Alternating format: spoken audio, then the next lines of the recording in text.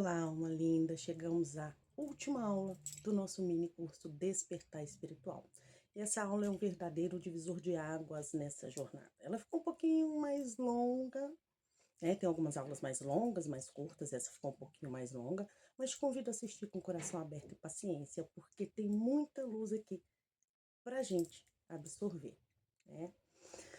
Bom, a gente já falou do ego, personalidade, provas, corpo, alma. Agora vamos falar de o que é realmente despertar espiritual e porque nem todo mundo está pronto para isso. Mas agora a pergunta que fica é: o que é de fato esse despertar? Por que hoje o despertar virou moda? Tá em vários vídeos, sites, internet, por aí. Tem estética de espiritualidade, tem linguagem espiritualizada, mas tem muita alma dormindo dentro de corpos conscientes. O despertar real, ele não é fofo, ele é feroz. Despertar não é só ver horas iguais, né? Coincidências, é só comprar cristais, fazer mapa astral, tirar tarô ou dizer gratiluz. O despertar não te deixa mais leve no início. Ele te vira do avesso. Por quê? Ao acordar, precisa desenterrar tudo que o ego varreu para debaixo do tapete, como falei uma vez, é que são cascas de cebola, né? Que você vai tirando. O despertar espiritual é um processo de autoconhecimento e transformação que leva uma maior conexão com a verdade interior, o universo, uma consciência mais elevada. Caracteriza-se por uma mudança na percepção do mundo e dos seus próprios valores, com novas sensibilidades, um sentido de propósito mais forte, empatia ampliada e busca por crescimento interno e integridade. Embora possa ser iniciado com crises, o processo envolve a integração de aspectos da psique como sombra e pode ser acompanhado por mudanças físicas e sensoriais. Então, se você está passando por crise existencial, solidão espiritual, desinteresse pelo mundano, sensação nada me preenche, talvez seja porque você está despertando. Primeiro vamos construir o que despertar não é. Não é viver zen 100% do tempo. Não. Não é flutuar entre os chakras. Não é ter todas as respostas. Não é virar um guru. Também não é abandonar a matéria e viver só no ar, né? Nem deixar de tomar aquela cervejinha que você gosta. O despertar é desconfortável. Ele não massageia o ego. Ele quebra. Ele desfaz. Ele não dá todas as respostas. Ele te devolve para dentro. É perder tudo o que você achava que era para encontrar o que realmente é. E por que ninguém, né, a maioria, está pronto para isso? Porque despertar exige entrega radical. Muita gente quer acordar, mas sem abrir mão do controle. Controle? Ego. Quer luz, mas sem atravessar as sombras. Quer missão, mas sem soltar a zona de conforto. Quer conexão, mas não quer largar o velho. O velho eu. Só que não tem como nascer de novo sem morrer um pouco antes. Morrer para personagem, para máscara, para história que não te serve mais. Os sintomas do despertar verdadeiro são esses. Se você sente isso aqui, presta atenção. Sua alma está tentando chamar. Novamente, vazio, mesmo quando tudo parece certo. Vamos num exemplo real. Steve Jobs mesmo, fundador da Apple. Apesar do sucesso monumental, em várias entrevistas falou sobre aquele vazio existencial que ele sentiu. Tudo no mundo parecia estar certo. Fama, dinheiro, ou e quanto, né? Porque pobre ele não é. Reconhecimento, mas dentro dele tinha um vazio enorme, que só o fez buscar a meditação, o zen budismo e uma conexão espiritual profunda, né? Outra coisa, você tem perda de interesse por conversas superficiais. Exemplo, A escritora Elizabeth Gilbert é autora de Comer, Rezar e Amar. Conta que durante seu despertar ela simplesmente não conseguia mais manter diálogos vazios ou de fofoca. Aquele grupinho, né? Que a gente sempre tá nele. Ela buscava conversas mais profundas sobre alma, propósito e vida. E se afastava naturalmente de tudo que não alimentava o seu interior. Terceiro, sentir. Sensação de que o mundo normal não faz mais sentido. Exemplo real. Carl Jung. O pai da psicologia analítica, ele passou por um profundo processo de despertar. Quando percebeu que as explicações científicas tradicionais não eram mais o suficiente para explicar os mistérios da alma humana. Ele sentiu que o mundo normal já não bastava para ele. Isso levou a explorar arquétipos, o inconsciente coletivo, assim como Steve Jobs, meditação, budismo e a espiritualidade de forma revolucionária. Se você tem crises emocionais intensas, também é um sintoma, né? Vamos a outro exemplo real, a cantora Adele, né? Boa, com voz maravilhosa. Ela falou publicamente sobre suas crises emocionais, ansiedades e episódios de intensa tristeza durante um processo de autoconhecimento e despertar espiritual. Ela contou que isso fazia parte do processo de se libertar de dores antigas e se conectar consigo mesma de forma mais verdadeira. Olha como é que ela ficou mais bonita, né? Pesquisa, olha como é que ela tá hoje, olha o antes dela, né?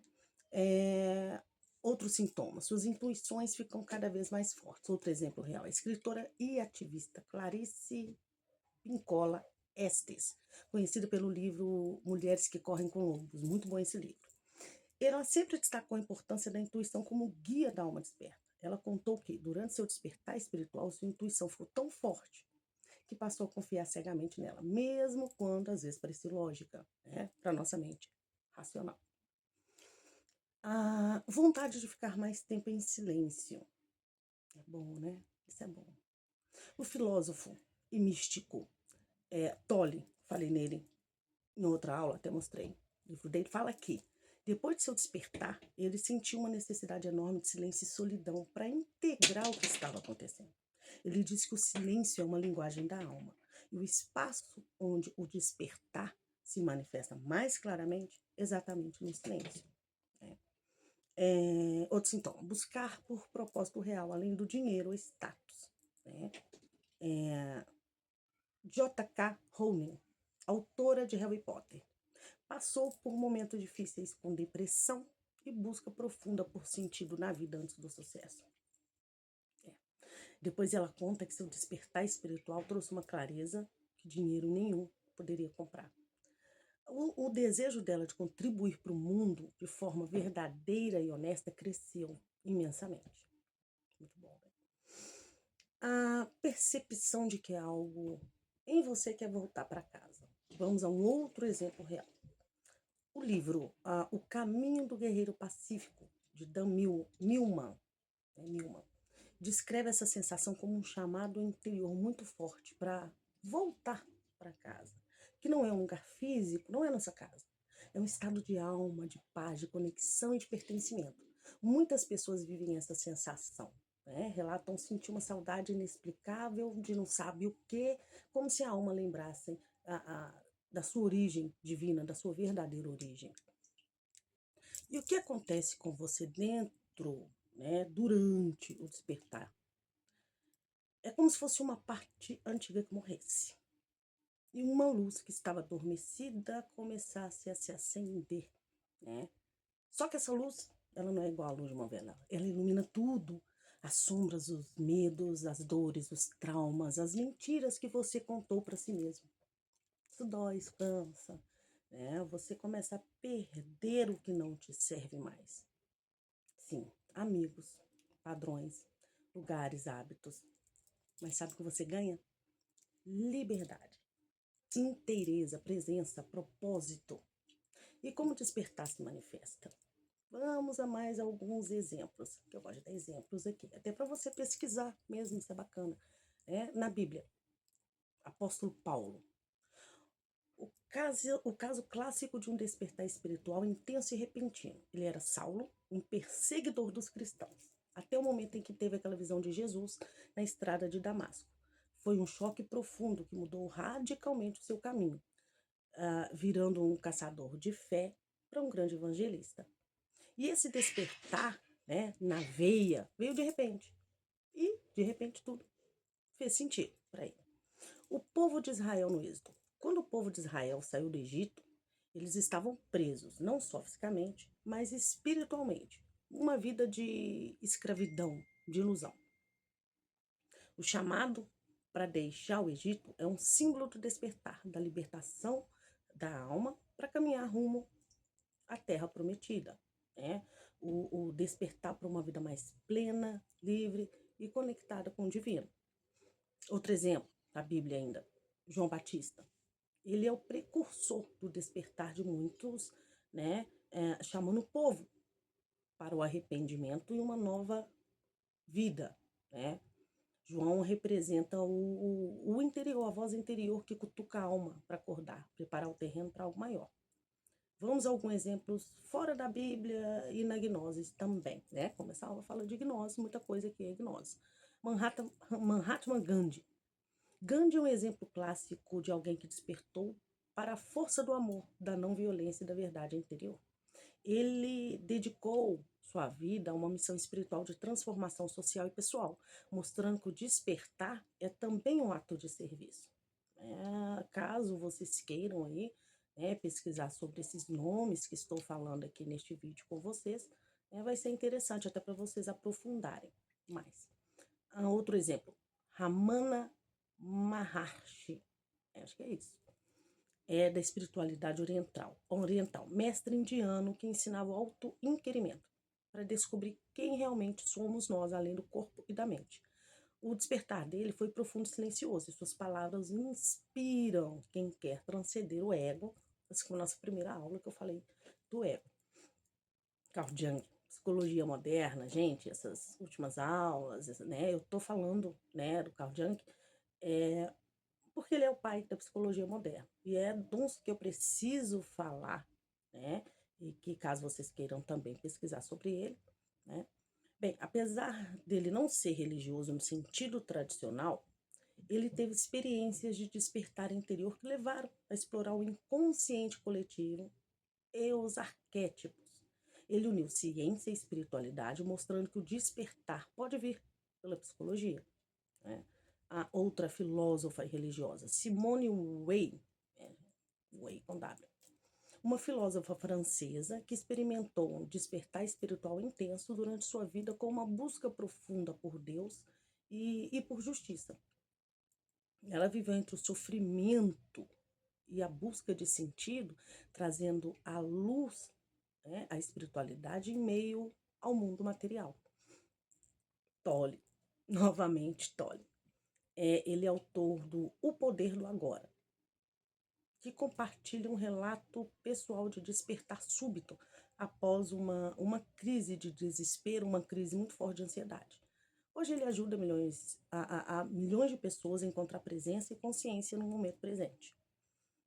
Outra da gnose, tradição espírita, Joana de Ângeles, né?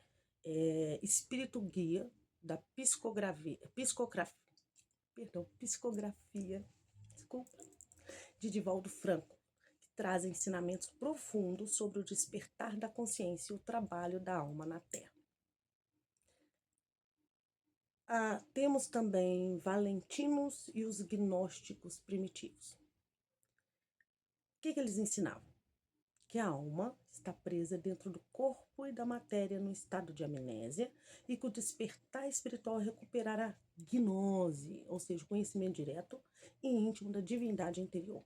Para eles, o despertar não é apenas acreditar, mas lembrar e experienciar quem realmente somos. Hermes Trismegisto.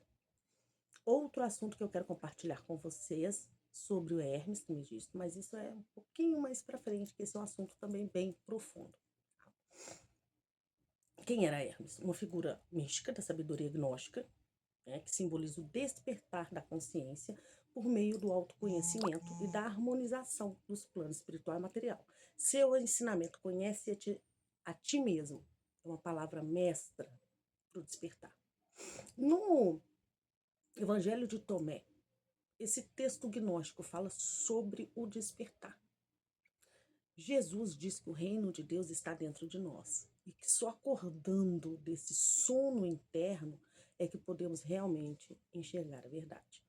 Então, vou deixar aqui, né, para você uns versículos para você se inspirar. Né? Efésios 5:14.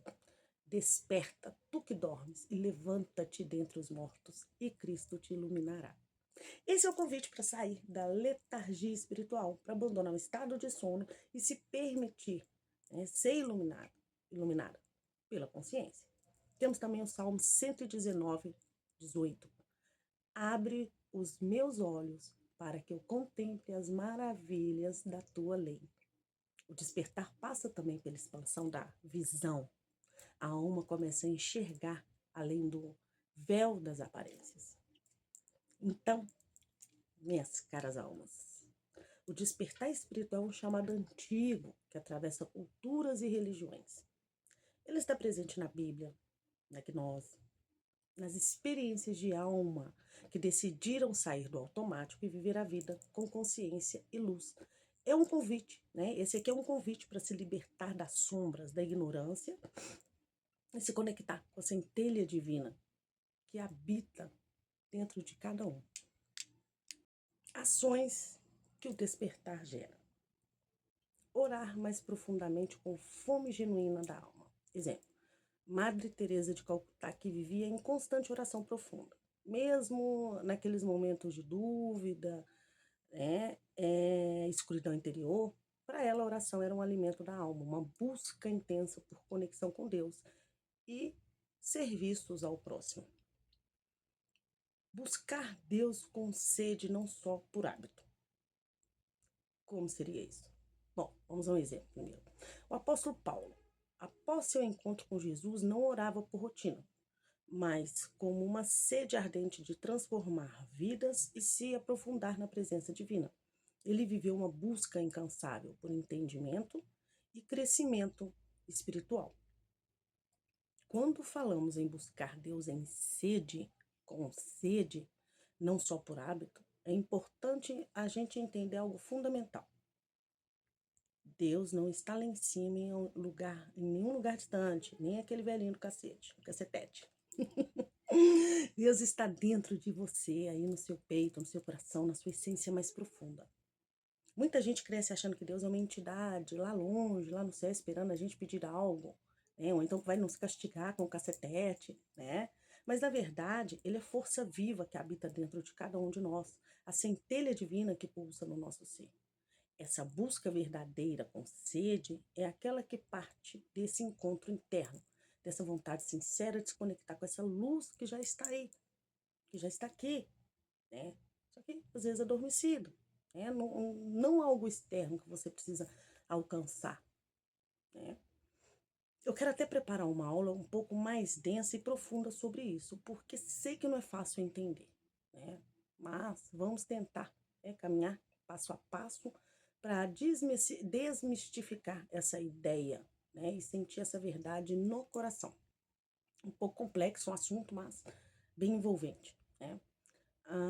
Sentir deleite na glória e na presença divina. Exemplo, o místico São João da Cruz, que descrevia a noite escura da alma como um momento de sofrimento que culminava em uma experiência extasiante de deleite na união com Deus.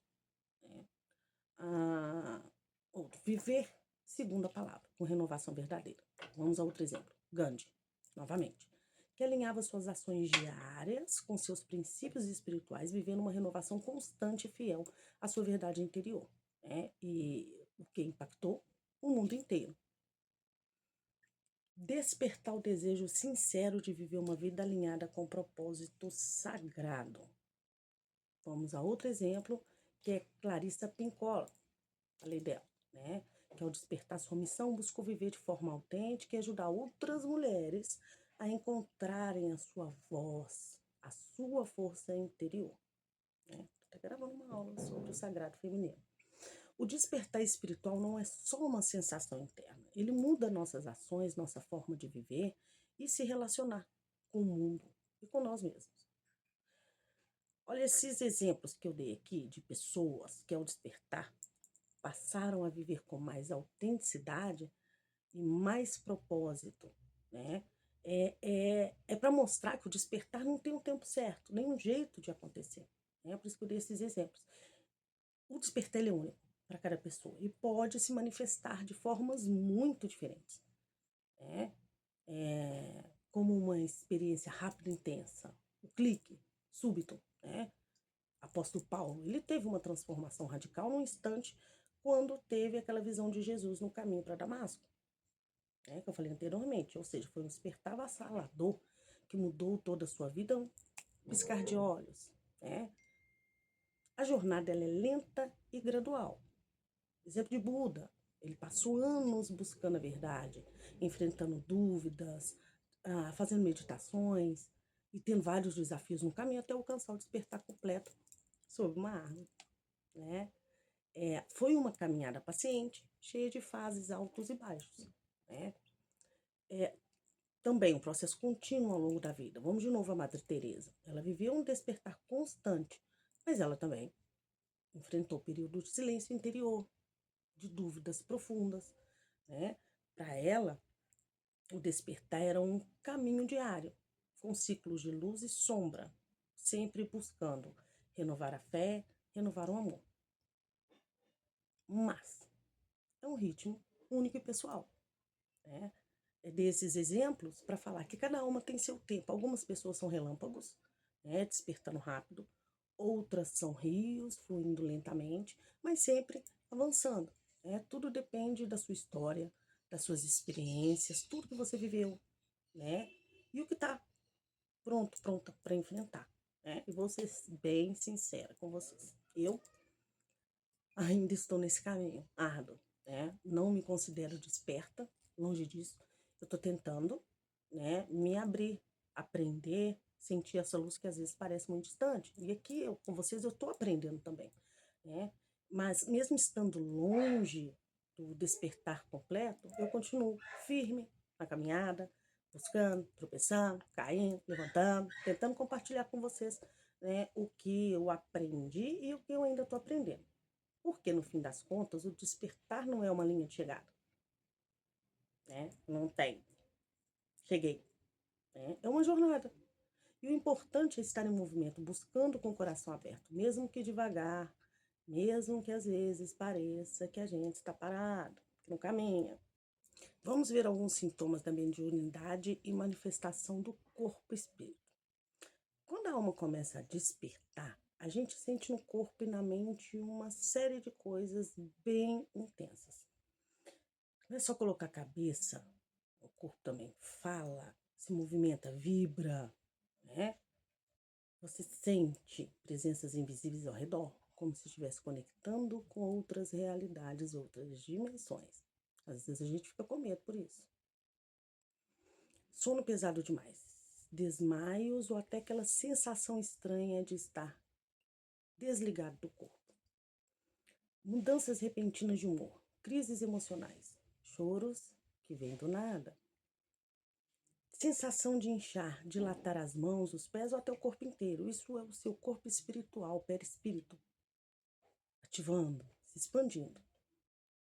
Tudo isso acontece porque o perispírito, esse corpo sutil que envolve o físico, começa a vibrar em outras dimensões, alinhando-se mais com sua alma. É como se sua energia estivesse desabrochando para um mundo maior.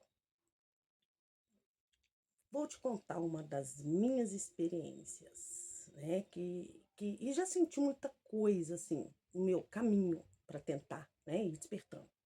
Teve uma fase que minhas mãos ficavam formigando, como se estivessem pesadas, às vezes inchadas, especialmente quando eu fazia meditação ou tentava me conectar, né? Mais fundo.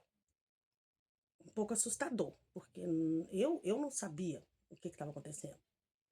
Mas depois que comecei a entender que era o meu corpo espiritual despertando, alinhando com a minha alma e mostrando que eu estava entrando em uma nova fase da minha jornada, isso me deixou mais aliviada.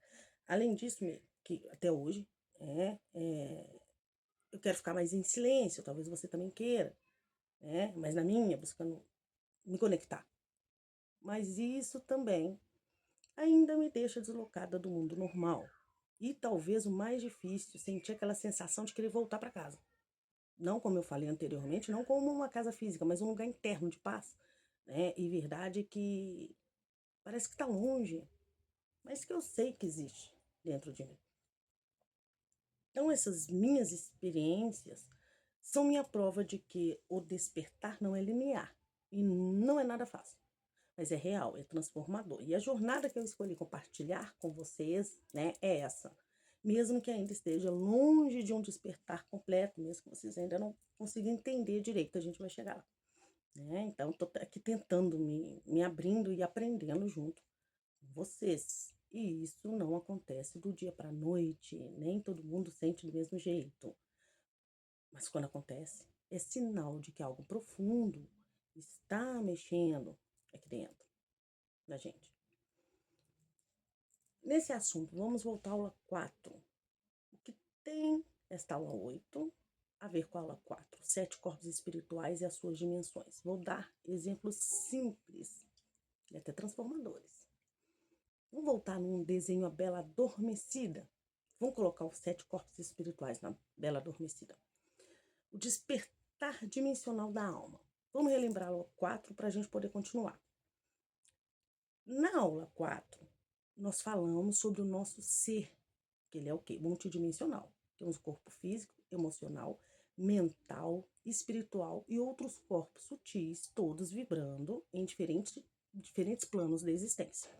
Despertar espiritual é um processo onde esses corpos começam a se alinhar, se ativar e se expandir. Quando o corpo espiritual, perispírito, se desperta, ele abre portais para outras dimensões de consciência. Por isso sentimos sintomas energéticos, essas mudanças internas profundas e, claro, o chamado da alma.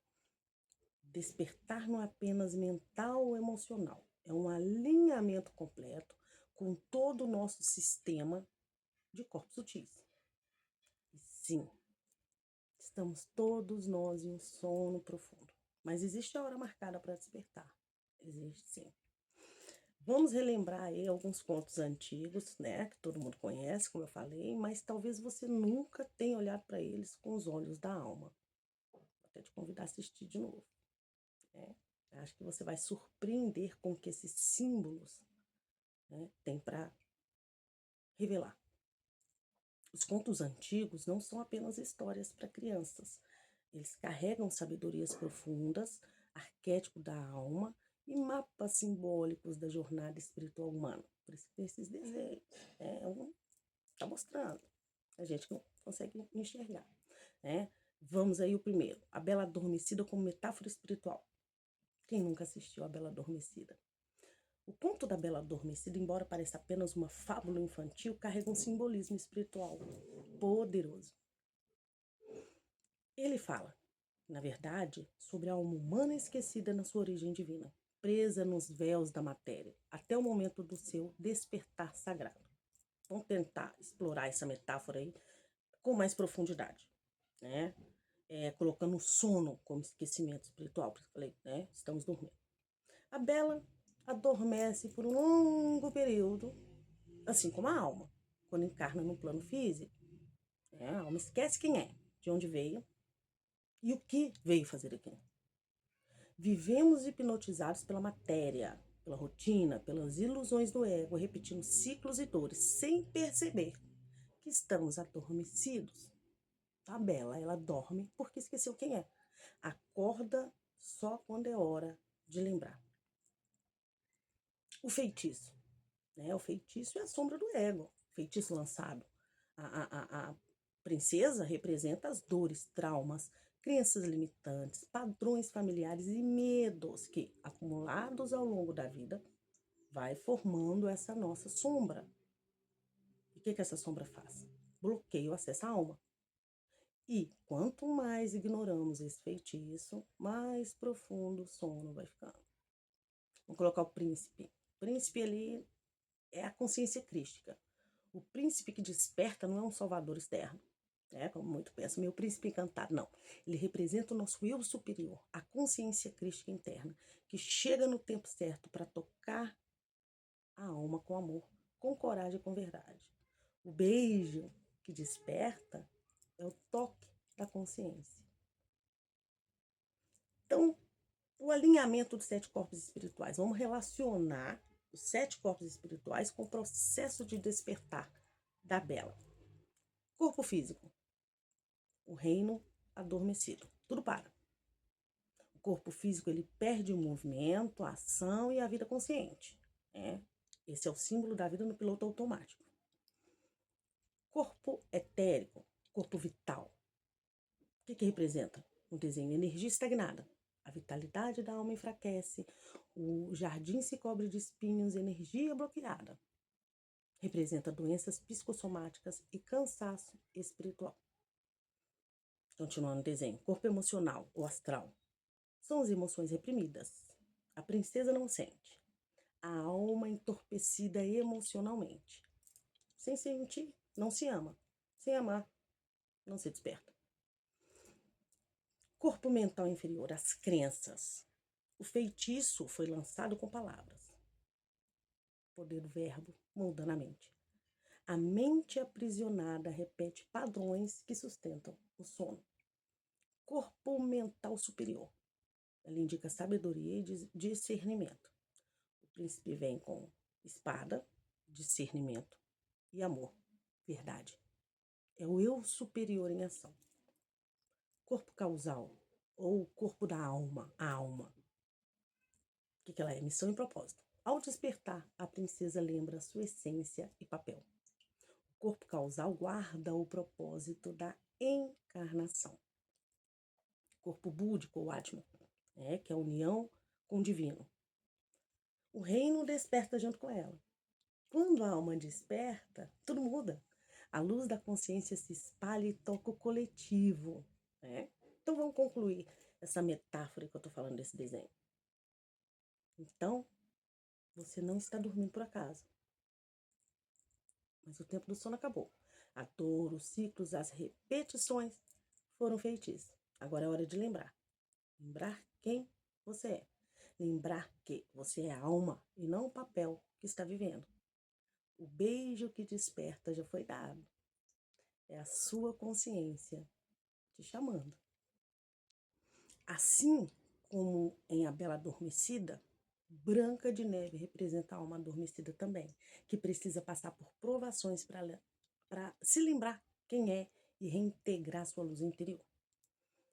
Neste outro conto temos outro elemento simbólico fortíssimo, os 7 anões. Quem são os 7 anões na jornada espiritual? 7 anões podem ser interpretados de 2 formas complementares. Ou 3, vamos lá.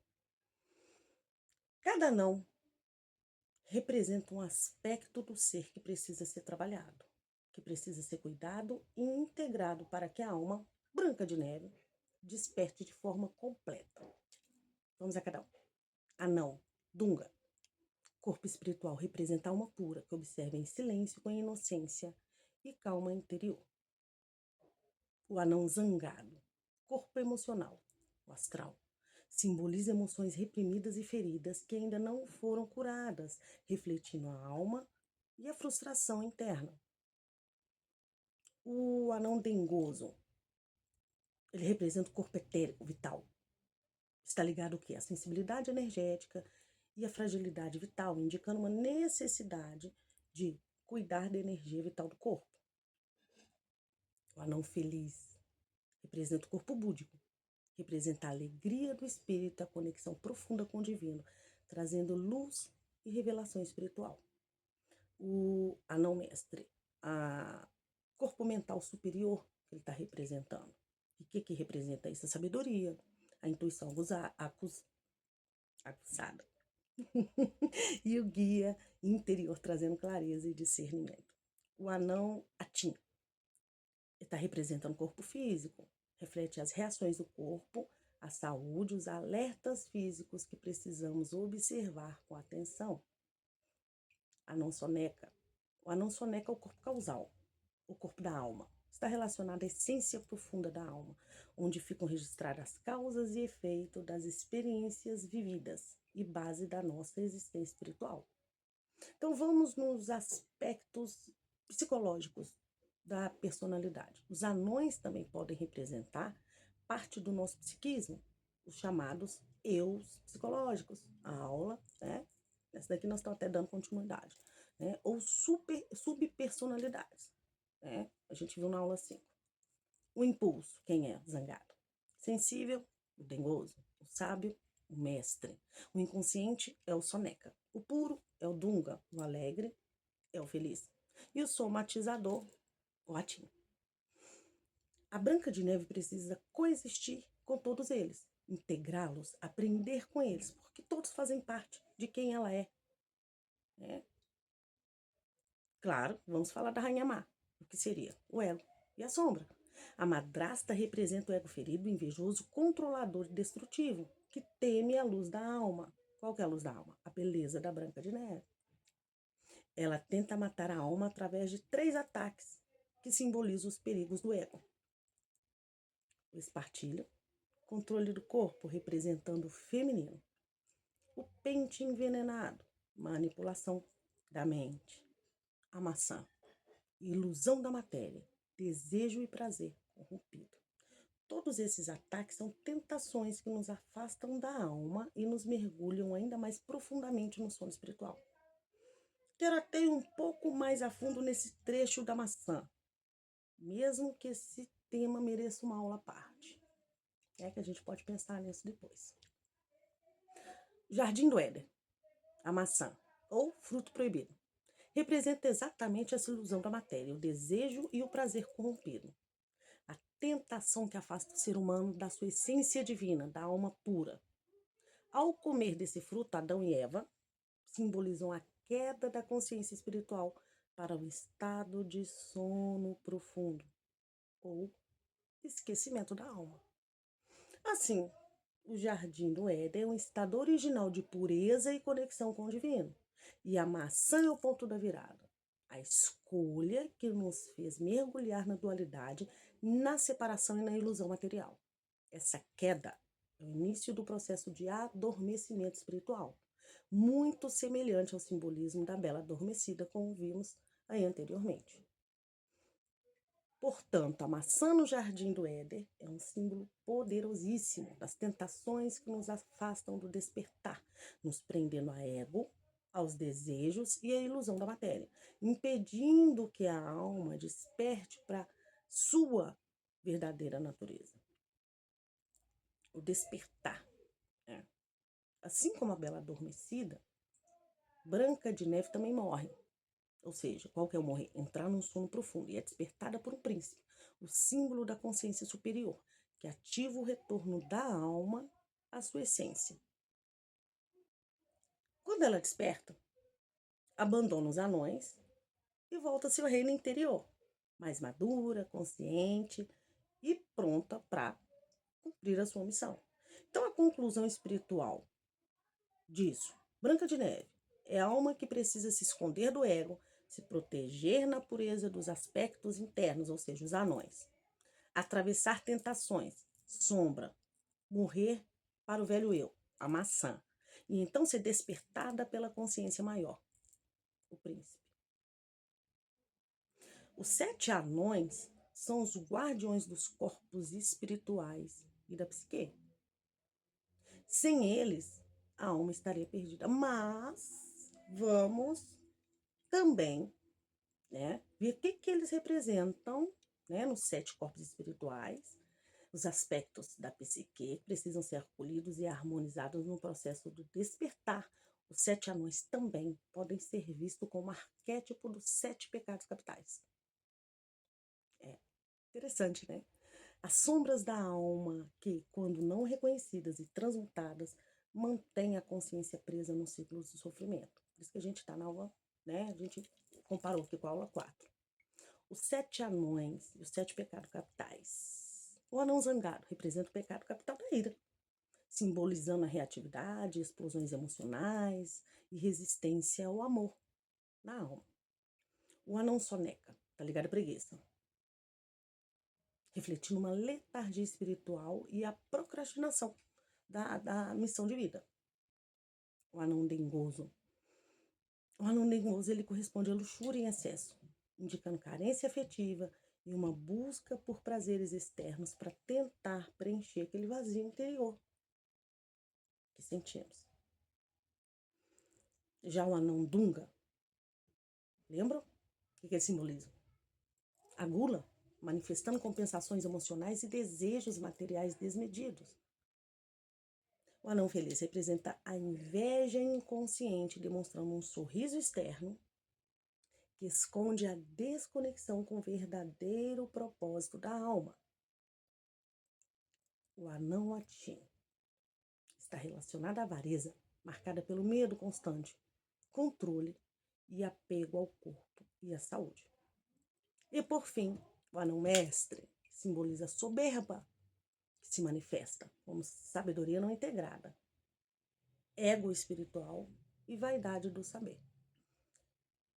Esses pecados não são condenações morais, mas distorções da energia vital que precisam ser vistas com lucidez e compassividade.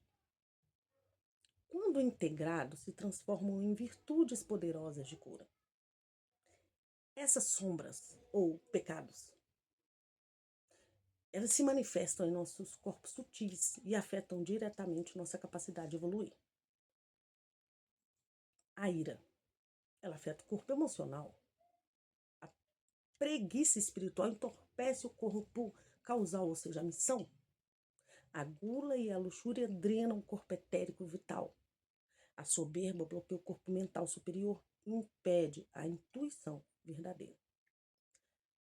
Por que eu trouxe esses contos aqui? O conto de Branca de Neve é tão poderoso que ele nos mostra que a alma precisa recolher-se, encontrar seus guardiões internos, ou seja, os anões, e conhecer suas sombras para então despertar com consciência plena. Então, a Branca de Neve representa a alma que adormece pela ação do ego, da sombra. A sombra lembra a Rainha Má.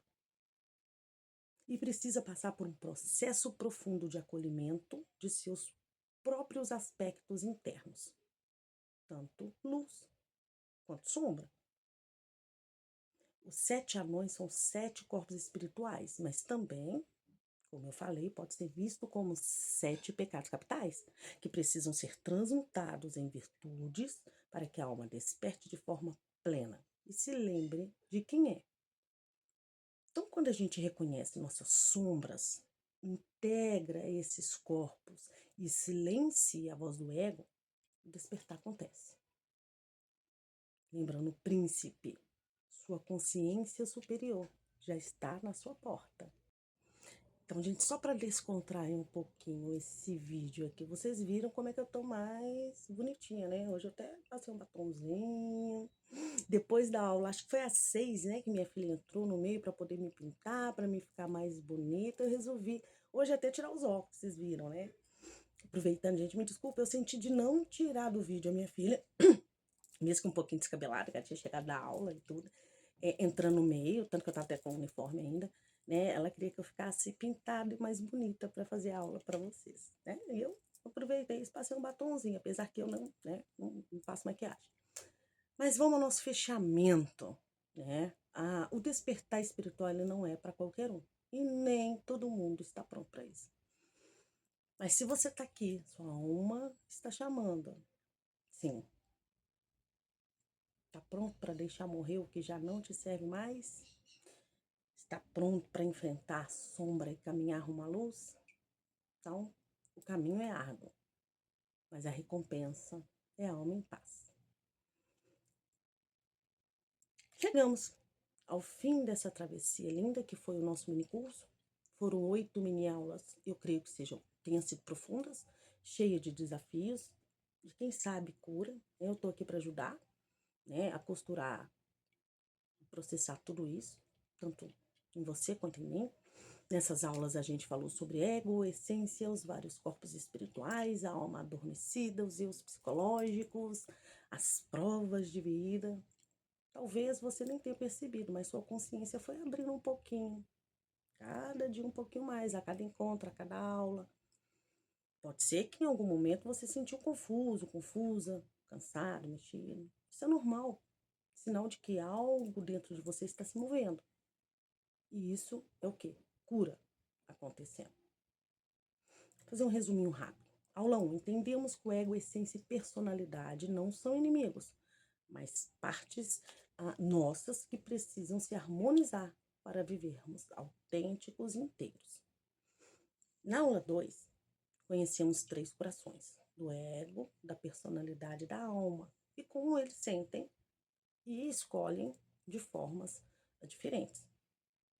Já na aula 3, falamos sobre a consciência engarrafada, aquela parte de nós que ainda está presa nos desejos e nos múltiplos eus, impedindo o nosso despertar. A gente só precisa fazer igual a lâmpada mágica, né?